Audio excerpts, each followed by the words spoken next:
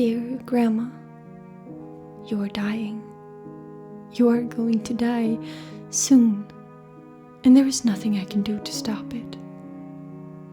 My head is heavy with grief and regrets. As your life slowly ebbs away, so does my childhood. I've been trying to write you this letter for days, well knowing that you will never get to read it. Even if you could, I'm not sure I'd want you to. You would no longer know who this stranger is, reading aloud a letter to you about a childhood and a life you can't remember. I can't see you like this, Grandma. I can't remember you this way. I can't come home to my birth country and see all that no longer is. I mourned you when you had your first stroke, then your second. I mourned you when you were diagnosed with the forgetful illness of the mind, and I mourned you more than ever when they took your home away because you could no longer take care of yourself.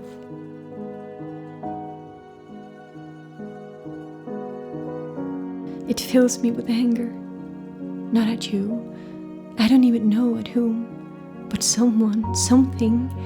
The past few days I've spent in quiet monologue inside my head, screaming silently at every person whom I love, asking why no one seems to care more. Why is no one doing more? And why is everyone so baffled at my grief? A part of my world is ending, yet in others' eyes it's just a grandma that's passing, right? Just an old lady moving on. It's not like I'm losing a parent, a spouse, or a child.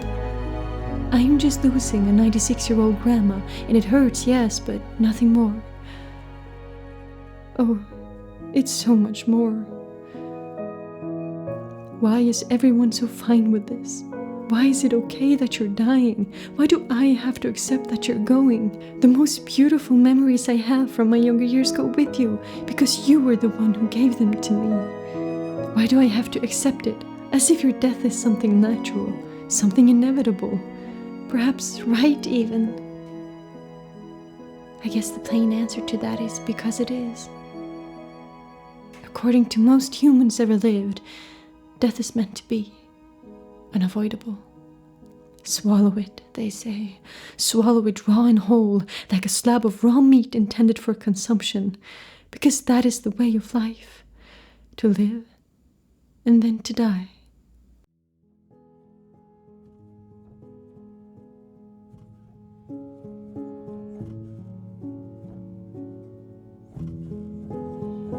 I'm waiting, Grandma.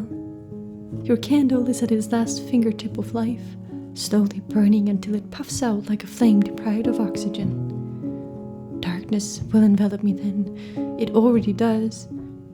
It's this waiting part, Grandma, that's driving me mad. Because I feel like when you are still alive, I might still have a chance to set things right. Mend my own regrets somehow. As if years of lack of phone calls, visits, and letters can be righted in the few days you have left. I know this is impossible. Yet my ego is convinced that a few days can make up for many years if only I do something, anything. Simultaneously, my ego is beating me senseless, because Basot knows it's too late. I have the audacity to make this letter as much about me as about you, Grandma. Because I am in the state where nothing matters anyway. I'm angry. As if I hadn't had my fair share of shit up until this point in life, and right at that moment where I tried to welcome life and rebuild it into something beautiful, you decide to leave me. Without the ability to make amends. Because let's face it, I lost you long before you were about to leave.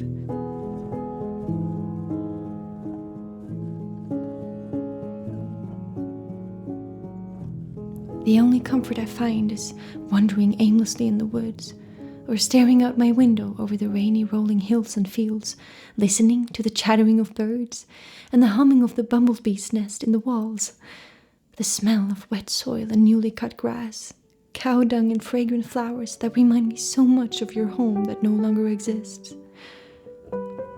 It's funny how the summer I moved to my dream countryside home was the summer they took away yours. Your memories left way before your body did, and so your home was emptied and sold, the new owner demolishing and erasing every trace of love and history that ever found place between those walls. It makes me so angry I want to puke. When all you ever said was how much you loved that place, that house, your garden, the flowers, the chickens, the cows in the meadow. It was your life. It was what you lived for. Especially after your children moved out one by one, and when Grandpa passed away. It was your sanctuary, and through you, it was mine. Gone, taken, closing a chapter and starting a new one, right? Right, swallow it raw and whole, accept it, because I'm in no power to change things anyway, especially not the past.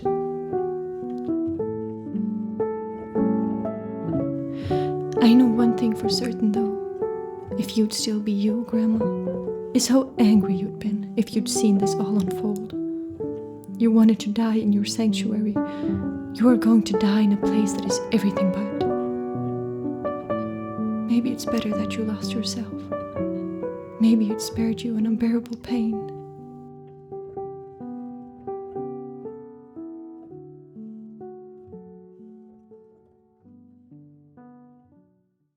I could have visited, one last time, but I didn't. For the same reason I'm not going to you now, one flight away. Or when you had your first stroke. Or the day you were diagnosed with the illness that steals the mind and only leaves behind the vessel. I'm sorry I can't stand writing the word. I never visited my home country again after my childhood came to a close. All I have left are golden memories from a time I so deeply regret that I didn't appreciate and cherish more at the time. I was only a child, I can't blame myself, but it was too short. God knows it was all way too short.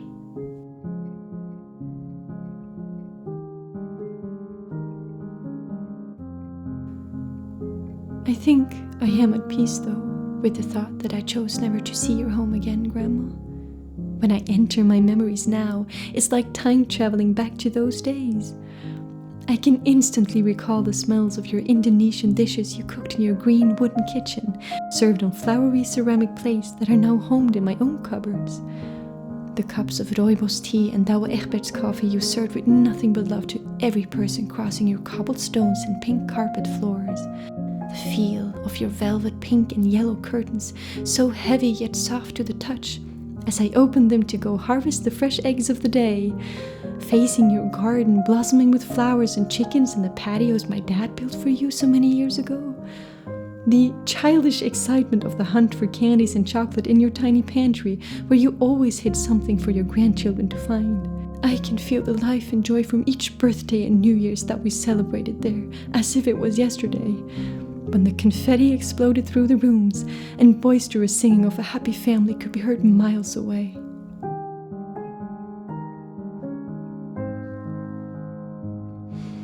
And your hugs.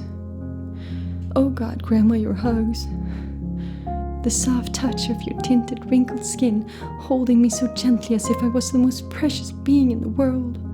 The strong scent of kayaputi, an etheric oil you put on, making you smell freshly of eucalyptus. The softness of your silvery white hair under my chin as I held you, and you me. Your colorful robes and the slight shuffling of your feet as you walked with Sverre, your dog, following your every whim.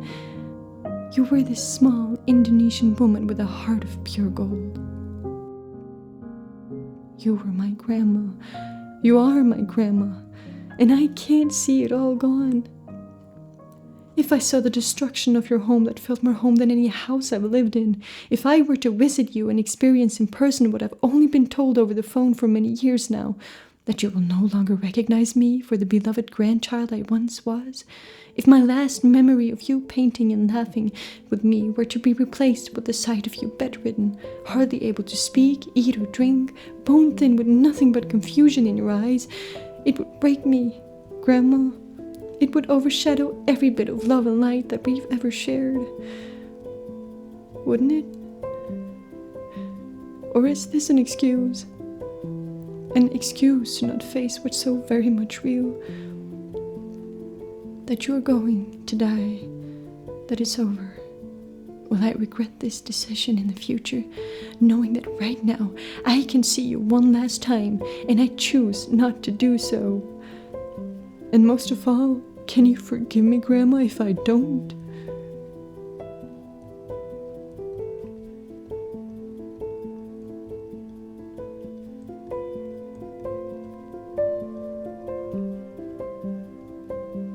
another part of me is also angry at myself for being so dramatic.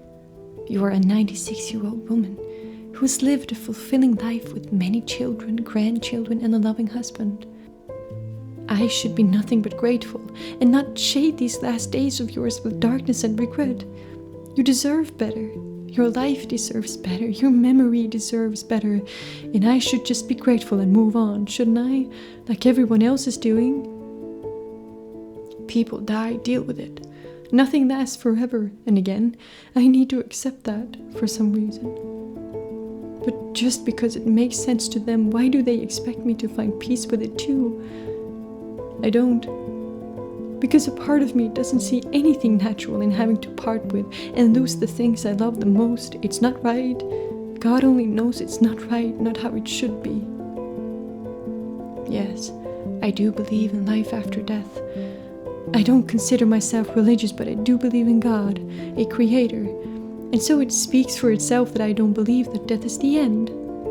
But it doesn't change the fact that in this mortal life, I'll have to witness the passing of that what gives me the will to live in the first place. This pain, this dark, impenetrable fog my mind has wandered into, it's not just about the passing of you, Grandma. It's what it represents. It's the universe punching me in the face. It's the realization that my life has entered the lands of the mortals and time itself. I can no longer hide this fear and pain in the ignorant mind of a child, because I am no longer a child. And eventually, this will lead me to the loss of the love of my life, my parents, my dog. God, our family dog is going to die in the foreseeable future too. How am I to deal with another loss that represents the end of my younger years? I suppose the biggest question is, why can't I let go of the past?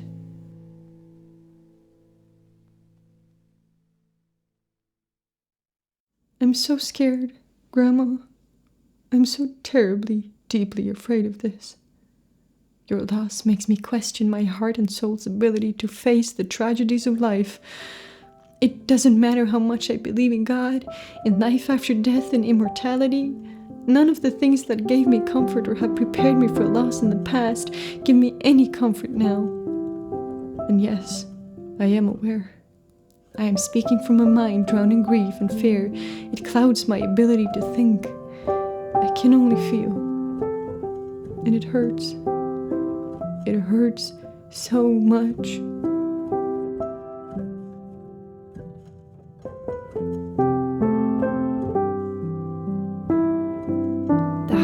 And most painful part of this all is that I know I will move on. I know my life will continue. I will heal. I will laugh again. I will even enjoy life again, eventually. Time will carve a path for me out of this pain, and the memory of your love will light a new candle that guides me forward. All I can do is to trust my own heart that I won't forget you. The same way I trust that you are holding me in heaven as I write this. Your body is moribund, but I've mourned your passing ever since you stopped remembering my name. So I will let grief take me. I will cling to it for dear life, because for now it's the only way I feel like I can honor my love for you. I won't accept any of this, but I will find my feet again. And so, I know that we also will meet again, Grandma, when God is ready to show me the true meaning of life and where we all go when our time runs out. Of that, I am certain. I love you, Grandma. With all my heart, I love you. And I hope that somewhere, somehow, you know this.